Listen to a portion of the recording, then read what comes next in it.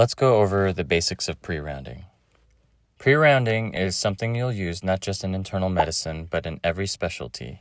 Whether you go into hemonc, surgery, pediatrics, or family medicine, pre-rounding is part of daily patient care. It's how we get the information we need to take good care of people.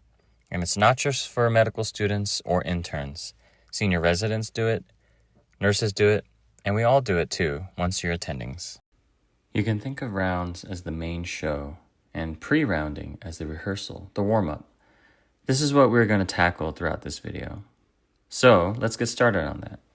So what exactly is pre-rounding? It's the process of gathering clinical data on your patients before presenting them to the team. Think of it like researching before a big class presentation. You want to be informed, organized, and ready. This is the first time you're independently reviewing the patient's status. That means it's also the first time you're trying to develop your own impression and plan based on the available data. And just like I say in the other videos, it's okay to be wrong. That's how we learn. Before you dive in, take a second to set yourself up. First, know your patients. Find out who you're responsible for the night before or first thing in the morning. Second, the sign out. Always listen during sign out. Know what happened overnight and what issues might be active. You're trying to build a mental picture of how your patient is doing and where they're headed. You want to know, are they getting better? Are they getting worse? Or are they staying the same? Here's what to check, and for the most part, I would check in this order. First, vitals. Look for trends. Has their fever resolved? Is their blood pressure stable? Is their oxygen requirement improving or worsening? These are your earliest clues whether a patient is improving or if they are decompensating. Second, labs, imaging, and micro. In training, get used to writing down all the labs, and then as your experience builds, remember the pertinent ones only. But as you write them down, focus on the labs that are relevant to their condition. You can even circle the ones that you want to present later. Third, medications. This is a really hard habit to get into, but a good one. Engage the MAR every day. Did anything change? Were any new antibiotics started? Were any meds discontinued? Fourth, notes from the last 24 hours. Read the most recent progress note from yesterday's team, consultants, or nurses. Has there been any major change in the plan? Once you've gone through these first 4 steps for each of your patients, it's time to move on to start walking around to see your patients. You can talk to the nurse either before or after you see your patient, but it is incredibly helpful and often underrated. A quick check-in can give you real-time insights. How did they do overnight? Anything you need from me can go a long way with your nursing colleagues. Number 6, see your patient.